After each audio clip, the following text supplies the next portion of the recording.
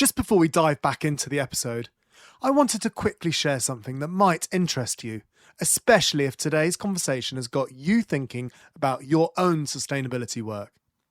Some of the things we hear most in this industry are, I wish I could connect with other people doing this work, or I'd love to turn my sustainability expertise into something more. Well, 51 to Carbon Zero, the sponsor of this podcast, have created their own referral network. And it does exactly that. This isn't about selling you something, it's actually about helping you make money while building the sustainability community we all need. So here's what's in it for you. First, you get to join a genuine community of sustainability experts who share knowledge, refer work to each other, and solve problems together. So, no more working in isolation. Secondly, there's real money involved. There's 10% plus commission on software referrals. We're talking about projects that go from 30 grand up to 100 grand. Plus, you'll be able to boost your presence by taking part in our fireside chats. I've actually got an email in front of me from Louise Stevens, one of the ambassadors, and it says that all her clients are genuinely happy because she's got a great partner and her clients love them. But here's the bigger picture. You'll be helping accelerate the sustainability transition that we all desperately need. Every referral, every connection, every collaboration moves us closer to the world we're all working towards. If this resonates with you and you want to earn some extra income, click the link in our show notes to become a 51 to Carbon Zero ambassador. Okay, back to the show.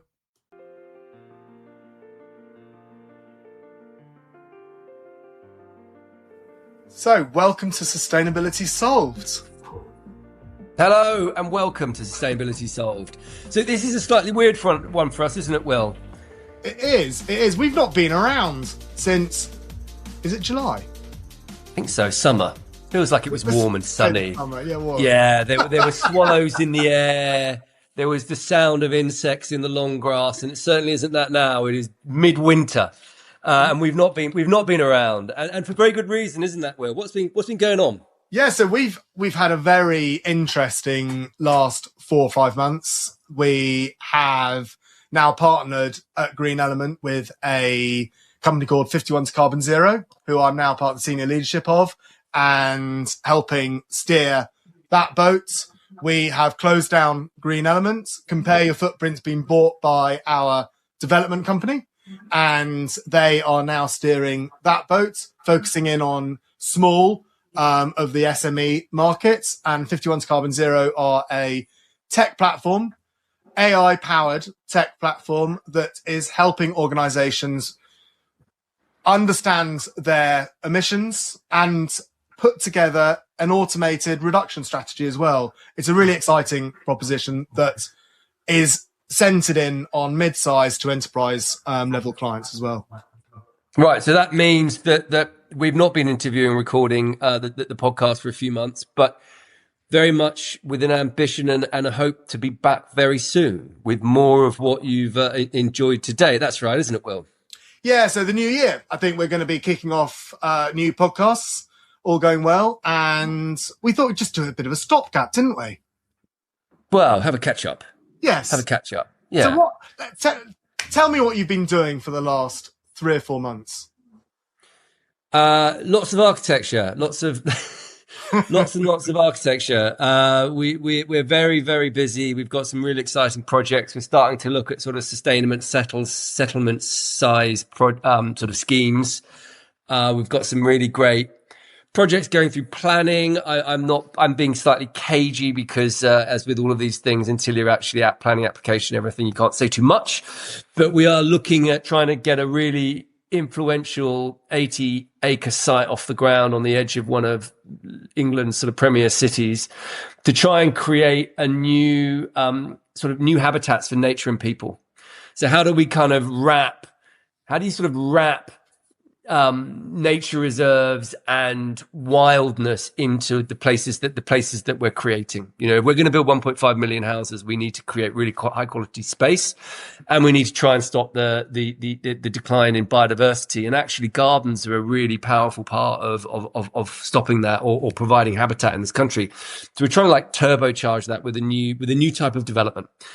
And that's quite exciting. I mean, it might go somewhere, it might not, but that's all going ahead. And no, we're really good. We've been very, very busy. And I heard you on a really cool music podcast as well. Yes. All about the music with Neil. Can't remember his surname. Lovely guy. Really good podcast. The other thing that's happened actually is that we've become an employee ownership trust. Oh, cool. Oh, so brilliant. Charlie Luxon Design is now an employee ownership trust. So all of the 11 team members own it with us. And so that's all cracking on. Oh, well done. That was, you've been talking about that for a while. I know. That happened for a while. Yeah. And it took a while just to get it together in our heads. And then we sort of got it through. And so, like, our accountant was saying, get it through before the budget. I was like, they're not going to change that in the budget, surely. And then sure enough, they changed it in the budget. So slightly grateful we got it through. But it's still a really good, like, employee ownership trust. If you don't know about them, go and have a look at them. They have traditionally been a really good way of incentivizing sort of long-term stewardship of companies. A lot of architecture practices and consultancies do it because design consultancies are quite hard to sell. Yeah. But if you can incentivize your team to, you know, feel like they've really got ownership over that, and then they tend to survive and do really well. So that's been positive. That makes a huge amount of sense, actually, because you are a service-based company, aren't you? So therefore, you have a product to sell at the end of it. The people within it are almost, dare I say it, the products. They are. The process is the product. Yeah. I mean, they're you know, and that process is not like, it's not, you can't stick it in a box at the moment. AI might change all of that. Let's see. Yeah. But, you know, and, you know, it's been really, really positive at the moment. And given the kind of wider headwinds in the economy, it's great to see that our sort of sustainability heavy approach is still really cutting through and winning us good clients. So that's a positive as well, given, and I mean, I'm interested to get your thought on how much you think the sort of Trump swing to the right sort of undermined what you guys were trying to do at Green Element, or whether there was a wider sort of issue at play. I think it has definitely made an impact across the industry. I've spoken to a number of people now. I mean, we were profitable, actually interesting for the first time across the group. So the software and the consultancy for the first 6 months of this year. But I think on the whole, companies have found it quite hard in this current climate. But listening to British, but also large American companies, it's changing. It's definitely starting to swing. I think people are starting to go, actually, is Trump right? Do we need to listen to him? Do we actually think that that's the right way forward? No. And we're definitely seeing signs now of it. I mean, it's at the end of the day, it's not down to whether someone thinks that you should do it or not. You actually have to, down to risk, down to mitigation of your, of being able to survive and move forwards as a business in the next 10 to 20 years anyway. If you've got any type of supply chain, you need to be looking at it, because that supply chain will be changed in some form or another. Therefore, you'd be remiss to go, oh, I know, Trump says I shouldn't do it, so I'm not going to do it. Well, he's also going to not help your company either. Mm. No, I think that's very interesting. I mean, I know that there's a lot of challenges in sort of the sustainability funds as well because of the .com bubble. And, and that is really putting a lot of the sustainability funds under pressure because of the amount of money piling into the economy on that issue.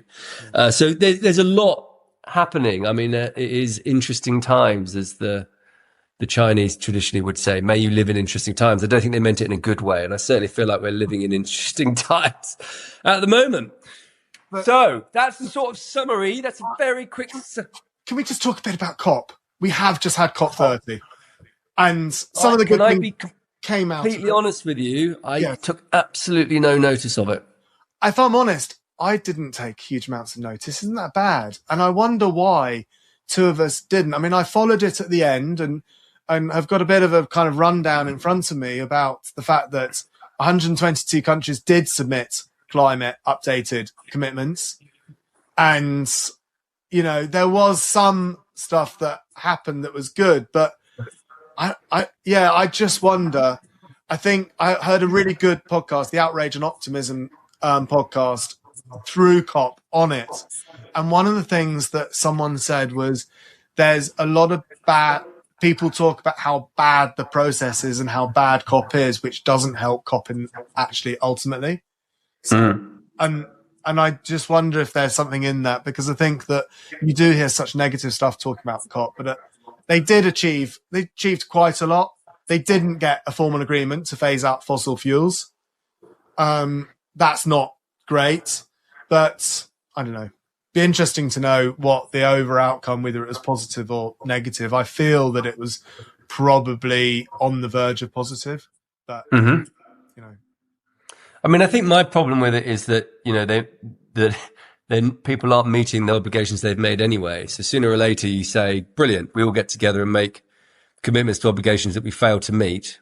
I mean, I understand it's part of a process and it's all a journey, but equally it also feels a bit sort of like, well, forgive me if I don't massively take any great amount of interest in it. I have to be totally honest. It's not really where, you know, we don't operate in that level and sphere of policy. And increasingly as I get older, I just feel like I need to just do really good projects in a more immediate sense and use those as exemplars of what needs to change and let, you know, because a lot of talking doesn't get us everywhere unless we actually do stuff, I suppose. But, you know, no, I'm glad people are still meeting. It just feels like there's an awful lot of petrochemicals and petrochemical interest groups there, which seems slightly wrong. But, you know, maybe I'm too much of a Puritan. No, I think you're probably right, to be honest with you. And I think that's probably part of the problem. But, Brill, well, really good to talk to you. So, you know, thanks for listening, everyone. And apologies that we've been slightly, well, not doing, but we very much hope to be back with some wonderful guests. And so if you're interested in chatting to us, please get in touch. Will, where would they get in touch now? At will.richardson at 51tocarbonzero.com. And also, if you've got any ideas on the way we should go, because we're actually looking at the format at the moment and working out where we're going to go, what we're going to do. What would you like to see and hear? What would help you with your business? What would help you on that sustainability journey within the business world? That would be really interesting to know. Brilliant. Do get in touch with Will, and hopefully we'll catch up with you in just after Christmas. Thanks. Bye-bye.